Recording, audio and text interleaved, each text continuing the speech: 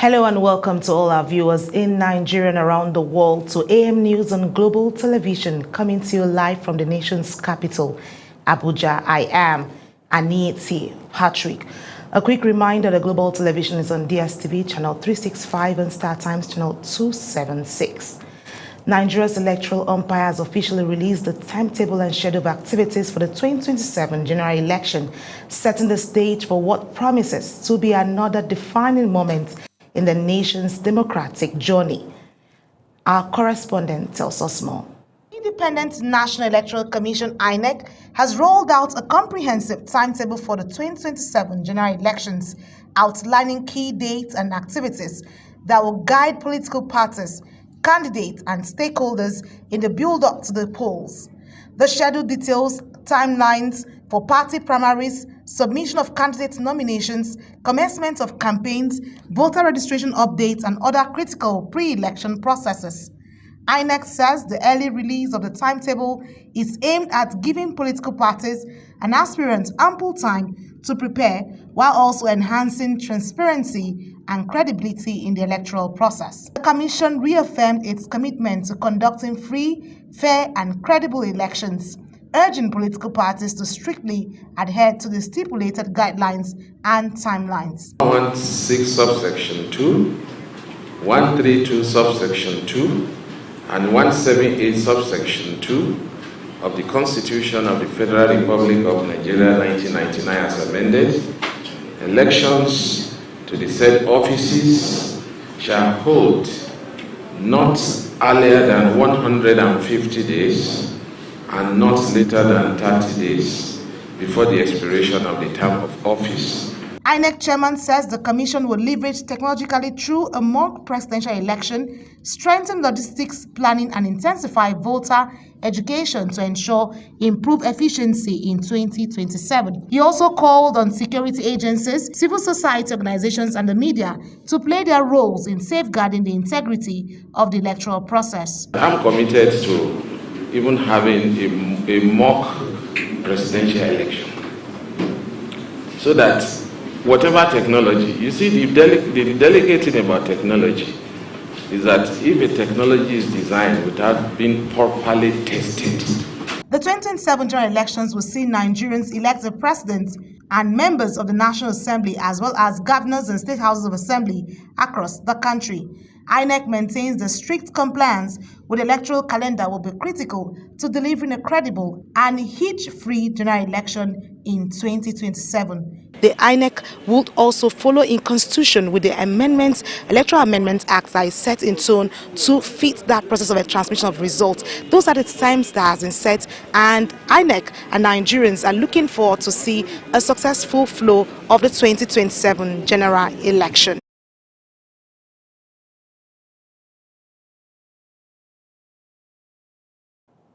President Bola Ahmed Tinubu says ethical leadership and strong institutions remain the surest path to peace, justice, and sustainable development. Tinubu made this known at the Global Council for Political Renewal Conference held in Cape Town, South Africa, where he was represented at the conference by Minister of Information and National Orientation, Mohammed Idris.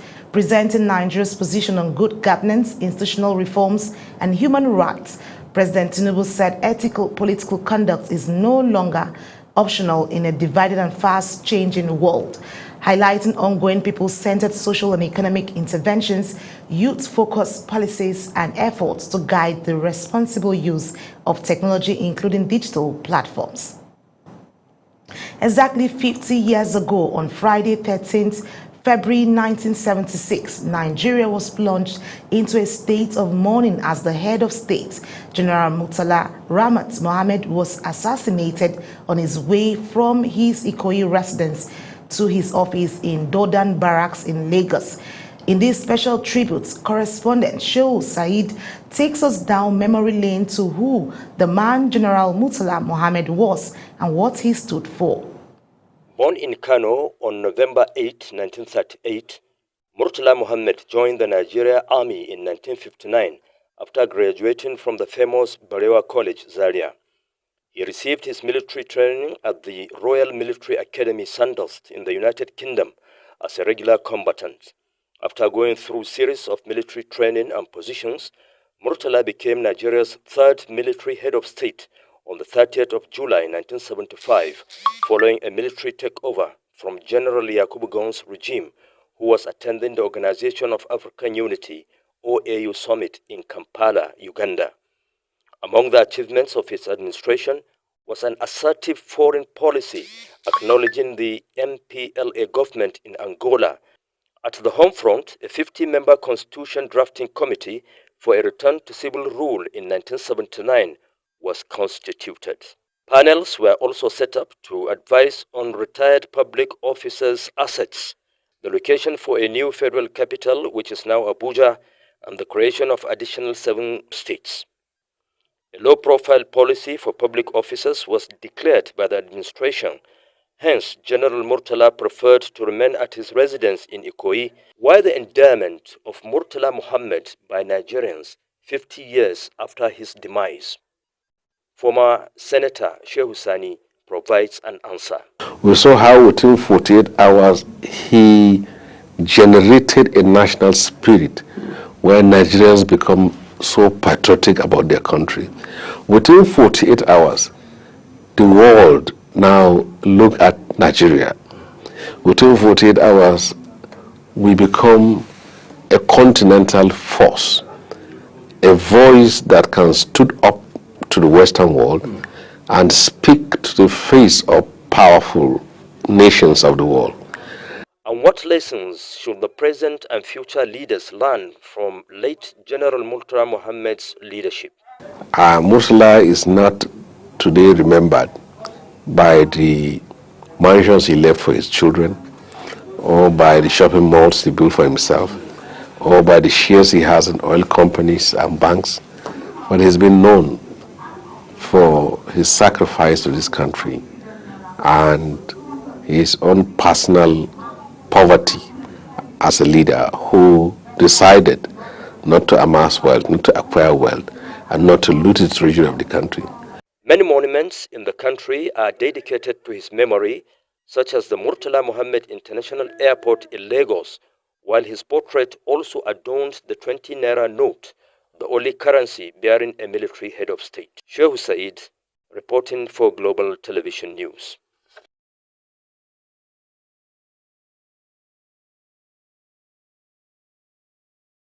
Members of the Joint National Assembly Conference Committee constituted to reconcile differences in the Electoral Amendments Bill passed separately by the Senate and the House of Representatives are expected to meet on Monday as lawmakers move to translate a harmonized version to President Bola Tinubu for assent. The joint panel, made up of members from both chambers, has been given a one-week window to resolve contentious provisions in the bill, notably those dealing with the electronic transmission of election results. The decision is to harmonize the bill follows the passage of the different versions by the Senate and the House, particularly on the role of technology in results collation and transmission.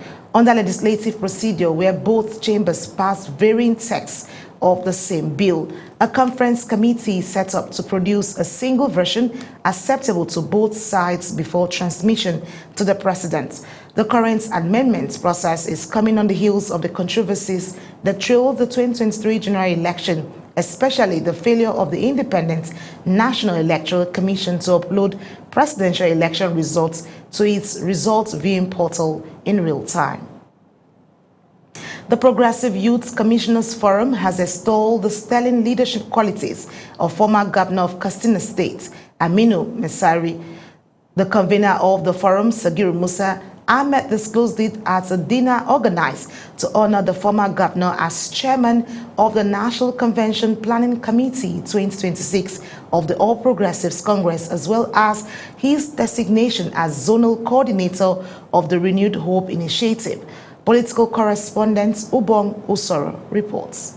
The convener of the forum, Sage Musa Ahmed, who is a commissioner for information, Jigawa State, praised Aminu Masari for his remarkable contributions to Nigeria's democratic development. He highlighted Masari's past leadership roles as a Speaker of the House of Representatives and Governor of Katsina State, describing him as a seasoned administrator committed to party unity and national progress. The commissioner commended his efforts in promoting youth inclusion in governance and strengthening party structures across the region. Today, the forum proudly gathered to honor Right Honorable Aminu Bello Masari, CFR, in recognition of his distinguished leadership, steadfast commitment to progressive governance, and enduring contribution to youth advancement and national development. His Excellency have done very well.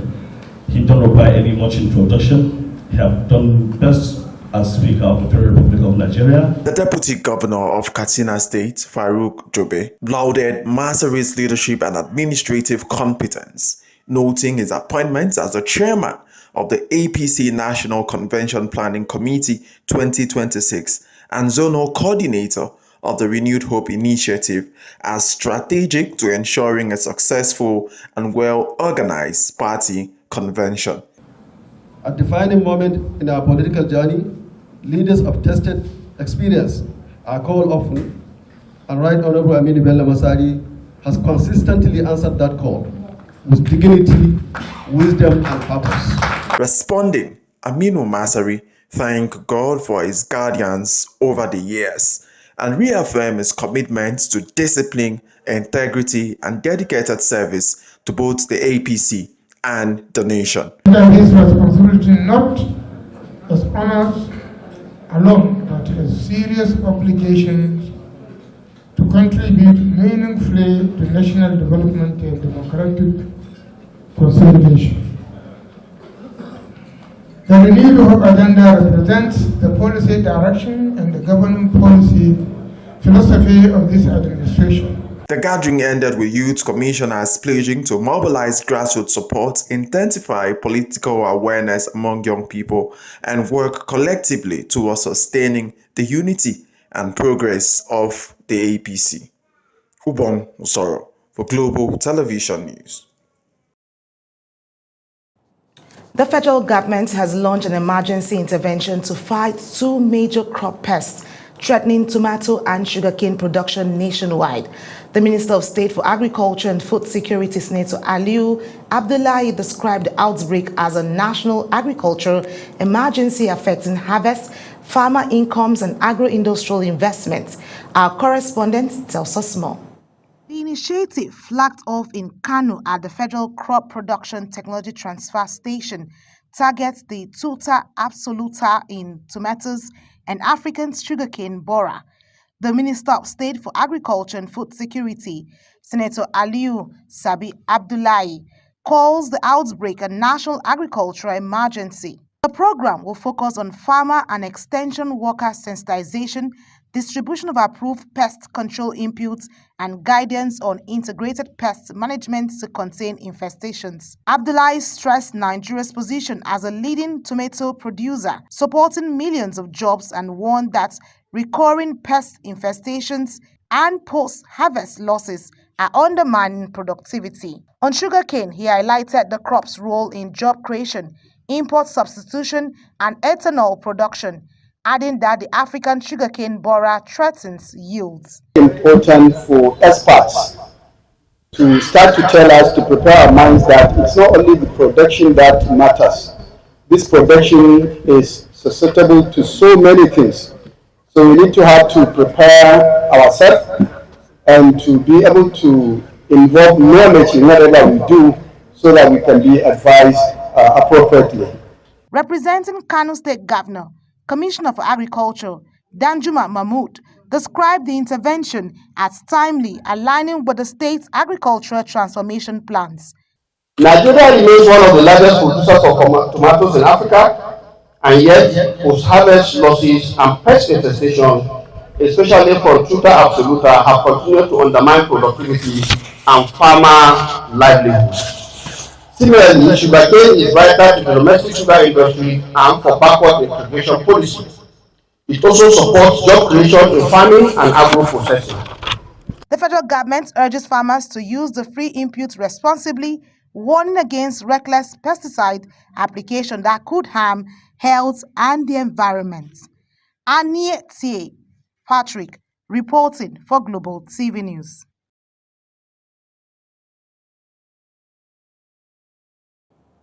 Across Nigeria today, Muslim faithful gather for what is widely regarded as one of the most spiritually significant Fridays of the year, the last Jumat before going into Ramadan.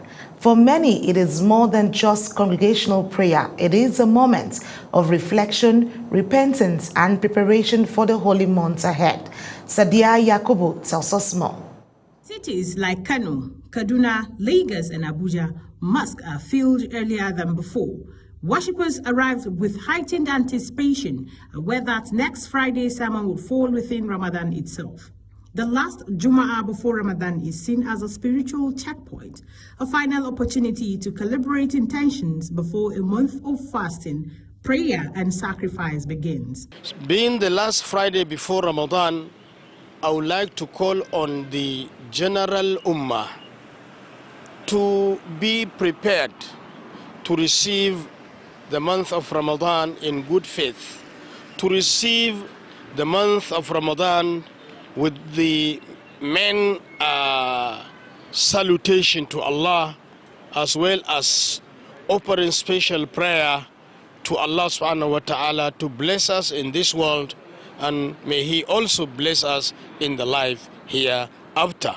Across the country used today's sermon to remind believers that Ramadan is not only about abstaining from food and drink, but also about discipline, generosity, and renewed faith. Many imams urged Muslims to settle debt, mend broken relationships, and make sincere intentions before the crescent moon is sighted.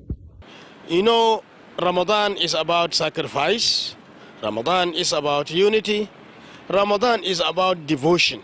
Therefore, I call on Nigerians to make sacrifice to the unity and peace of this country. I call on Nigerians to be dedicative, to be devotive to the will of Allah subhanahu wa ta'ala, and offer a series of prayers and supplications so that we can have the mercy and blessings of Allah subhanahu wa ta'ala within this month of Ramadan. Beyond the spiritual dimension, today also marks the beginning of heightened Ramadan preparations. Markets are busier, charity organizations are mobilizing food distributions, families are preparing for sahur, the early morning meal, and iftar, the meal for breaking the fast. For some, this Friday carries emotional weight, especially those praying for the chance to witness another Ramadan. As the sun sets on this final Friday before Ramadan, anticipation builds across Nigeria. For millions, today is not simply the end of the week. It is a doorway to a sacred season of mercy, forgiveness, and spiritual renewal.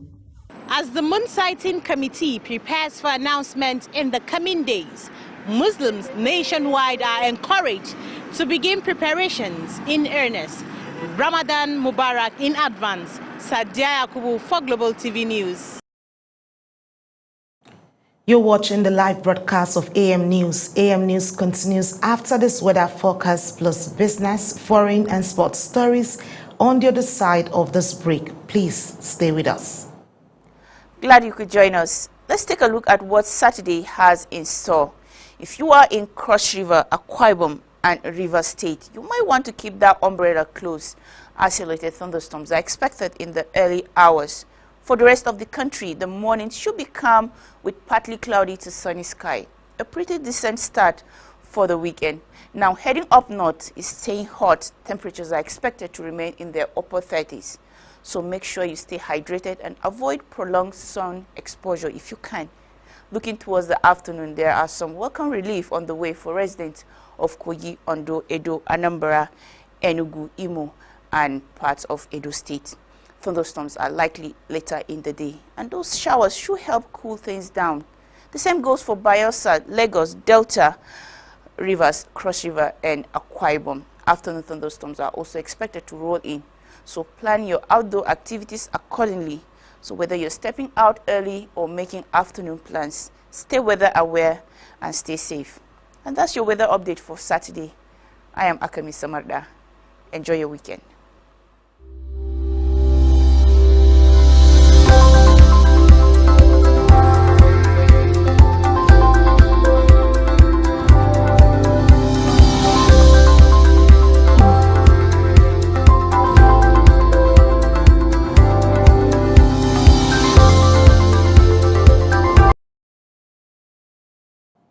It's good to have you back on AM News. Central Bank of Nigeria in business. Central Bank of Nigeria, CBN, says banks and check printers now risk a fine of 10 million naira for using unapproved security futures.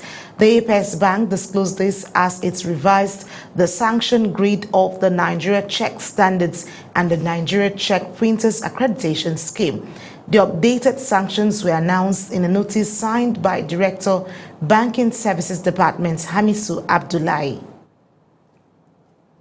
Meanwhile, the Central Bank of Nigeria has reaffirmed its commitment to sweeping economic reforms aimed at stabilizing the economy and positioning the country for a $1 trillion economy by 2030. The Deputy Director of the Corporate Communications and Investor Relations Department at the bank, Sedi Hakama, disclosed this during the Investor Relations CBN Special Day at the 47th Kaduna International Trade Fair. Hakama, who was represented by the Deputy Director at the bank, Abbas Ahmed, said the theme of the fair, from reforms to results, economic transformation through sustained local content development, aligns with the Apex Bank's reform agenda. And on the foreign scene, South African President Cyril Ramaphosa says organized crime is the most immediate threat to the country's democracy, society, and economic development. Speaking during his annual State of the Nation speech to the Parliament, President Ramaphosa said South Africa's primary focus this year is on stepping up the fight against organized crime and criminal syndicates. Oyi Agumofegbe has the rest of the story. Among the issues that most anger voters as South Africa approaches municipal elections later this year, in which the co-ruling African National Congress, ANC, is expected to see its share of the vote slide further. President Cyril Ramaphosa said in an address to Parliament that South Africa will deploy the army to fight organized crime and lay criminal charges against municipal officials who fail to deliver water to communities, insisting that organized crime has become an existential threat. Organized crime is now the most immediate threat to our democracy, our society, and our economic development. Our primary focus this year is on stepping up the fight against organized crime and criminal syndicates. A stronger South Africa must be safe and secure. The cost of crime is measured in lives that are lost and futures that are cut short. It is felt also in the sense of fear that permeates our society and in the reluctance of businesses to invest. Crime has been in the spotlight partly because of attacks by U.S. President Donald Trump, who confronted Ramaphosa at a White House meeting last year with false claims that white people were facing a genocide in South Africa. However, most victims of crime in the country are black. South Africa has one of the highest homicide rates in the world, with an average of around 63 killings per day in 2025. Guns are the most commonly used weapon, according to authorities, and illegal firearms are used in many crimes, despite the stringent rules governing gun ownership. Oyi Agbomofuegbe, reporting for Global TV News.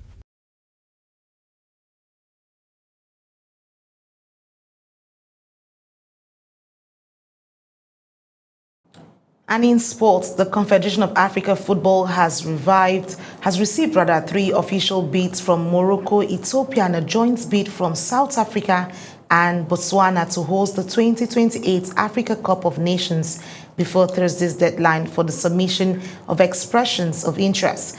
AFCON 2028 will usher in CAF's new era of staging the tournaments every 4 years. The change was announced by CAF President Patrice Motsepe during the just concluded edition in Morocco. Morocco hosted the tournament for the second time between December 2025 and January 2026, with the North Africans earning praise for setting a new infrastructural benchmark for the competition.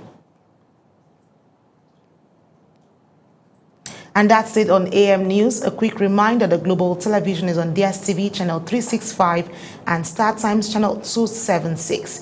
To stay connected, kindly follow us across all social media platforms now showing on your screen using @Global TV NG. I am Aniti Patrick. Thank you for watching.